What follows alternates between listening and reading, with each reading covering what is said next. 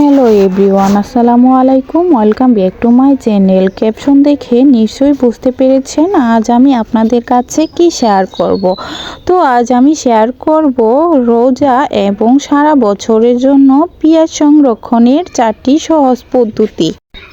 সামনে যেহেতু রমজান মাস, এখন শীতকাল, এখন পেঁয়াজের দাম অনেক কম। তাই এখন যদি আমরা সহজ কিছু পদ্ধতিতে পেঁয়াজ রসুন সংরক্ষণ করে রাখতে পারি তাহলে কিন্তু সারা রমজান মাস এবং বছর জুড়ে খেতে পারবো। তো ভিডিওটি স্কিপ না করে সাথেই থাকুন। চলুন তাহলে দেখে নেওয়া যাক পেঁয়াজ রসুন কিভাবে সারা বছর এবং রমজান মাসের জন্য সংরক্ষণ করে রাখতে পারবো। এই তো পেঁয়াজ সংরক্ষণ করার জন্য এখানে আমি 3 কেজি পরিমাণের পেঁয়াজ নিয়েছি। খোসা ছাড়িয়ে দেখতেই পাচ্ছেন এবং খুব ভালোভাবে ধুয়ে নিয়েছি। তো দেখেন এগুলো আমি কিভাবে প্রসেসিং করছি সব কিছুই আমি দেখিয়ে দিব।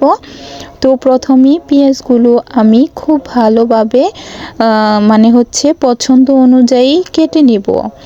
এজন্য আমি একটা বটি নিয়েছি আর একটা ট্রে নিয়েছি। তো পেঁয়াজগুলো এখন আমি কেটে নেব, যেভাবে আমরা বাগারে ইউজ করি সেরকম সাইজ করে আমি পেঁয়াজগুলো কেটে নিচ্ছি। তো প্রথম স্টেপে আমি কাটা পেঁয়াজগুলো কিভাবে সংরক্ষণ করব সেটাই আমি দেখিয়ে দেব। তারপর দ্বিতীয় স্টেপে কিভাবে বাটা পেঁয়াজ সংরক্ষণ করব সেটা দেখিয়ে দেব। তো একটা একটা করে দেখিয়ে দিচ্ছি, তো সাথে থাকেন। তো এই তো পেঁয়াজগুলো আমি কেটে নিচ্ছি।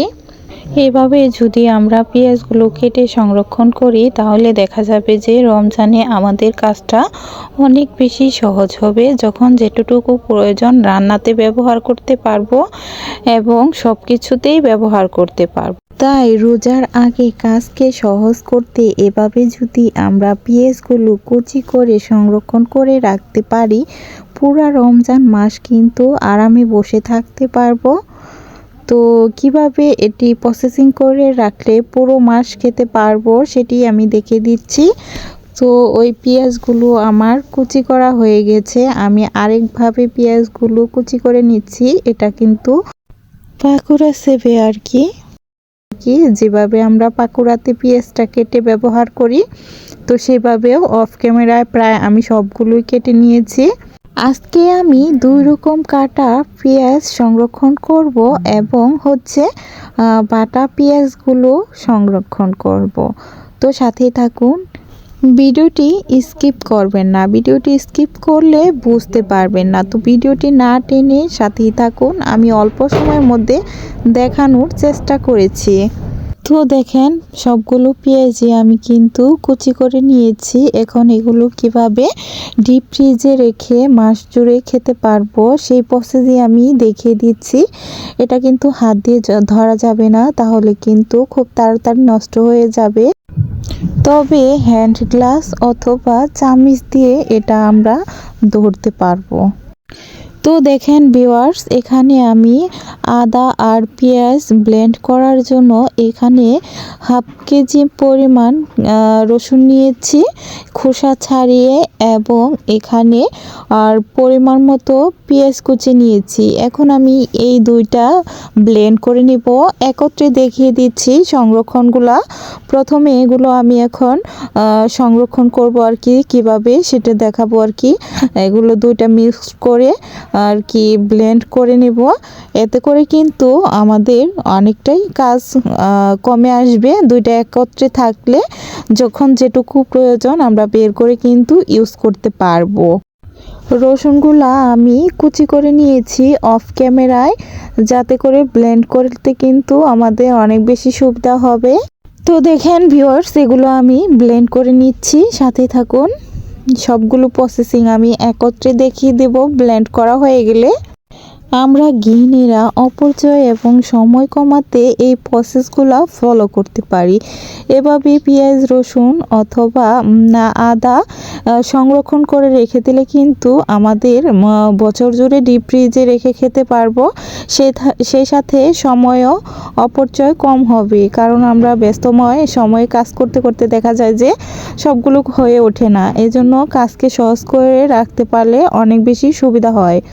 তো দেখেন এভাবে আমি পেঁয়াজ এবং রসুন দুইটাই আমি ব্লেন্ড করে নেব। তো রোজার আগে রোজার জন্য আমি যেভাবে আদা রসুন পেঁয়াজ সংরক্ষণ করে রাখি, তো সেই প্রসেসই আমি আপনাদের কাছে শেয়ার করতেছি। আশা করি এটি আপনাদের অনেক বেশি উপকার হবে, যেভাবে আমি উপকৃত হই। এই তো দেখেন ভিউয়ার্স, আমি অফ ক্যামেরায় রসুন এবং পেঁয়াজ দুইটাই কিন্তু ব্লেন্ড করে নিয়েছি।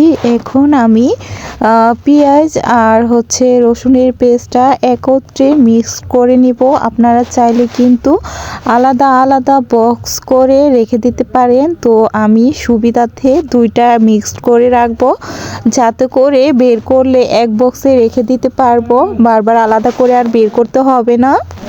তো দেখেন আমি রসুনের পেস্টটা পেঁয়াজের পেস্টের মধ্যে দিয়ে মিক্স করে নিচ্ছি।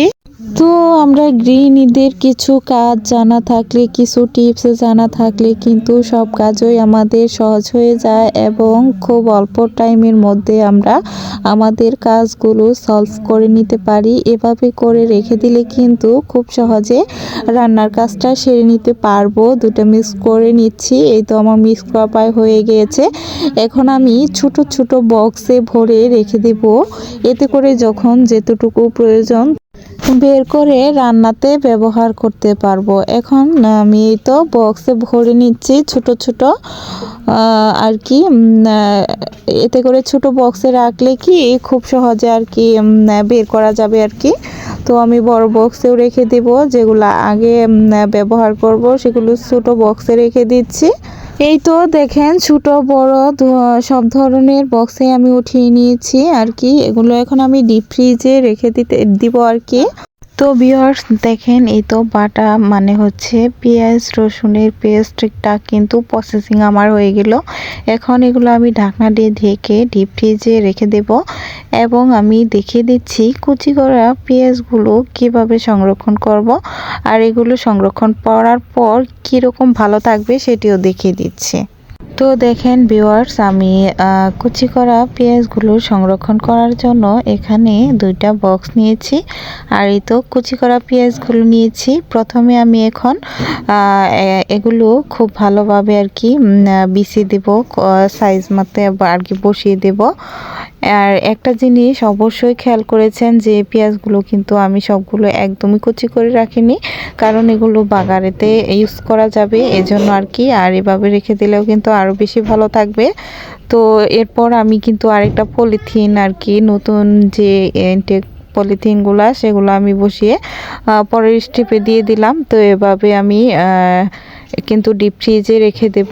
আর হচ্ছে এই কুচি করা পেঁয়াজগুলো আমি সেম পদ্ধতিতে বক্সে ভরে নিচ্ছি এবং ফ্রিজে রাখার পর এগুলো কতটা ভালো থাকবে আমি দেখিয়ে দিচ্ছি। এই তো দেখেন সেমভাবেও আমি এই বক্সেও পেঁয়াজ কুচিগুলো রেখে দিলাম। এখন আমি এগুলো ডিপ ফ্রিজে রেখে দেব। আর হচ্ছে এর মধ্যে দুইটা দুইটা করে লেবু কেটে দিয়ে দিয়েছি, এতে করে কিন্তু আর পেঁয়াজগুলা খুব বেশি ভালো থাকবে এবং কোনো স্মেল বের হবে না বাহিরে।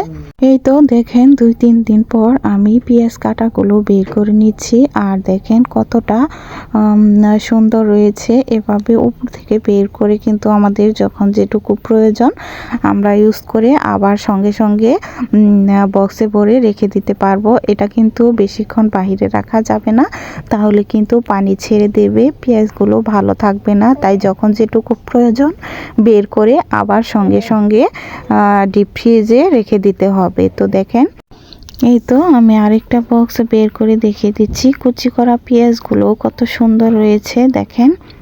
তো এইভাবে যদি আপনারা রেখে দেন তাহলে কিন্তু পুরো রমজান মাস এবং সারা বছরের জন্য এগুলো স্টোর করে রেখে খেতে পারবেন। এখন পেঁয়াজের দাম অনেকটাই কম।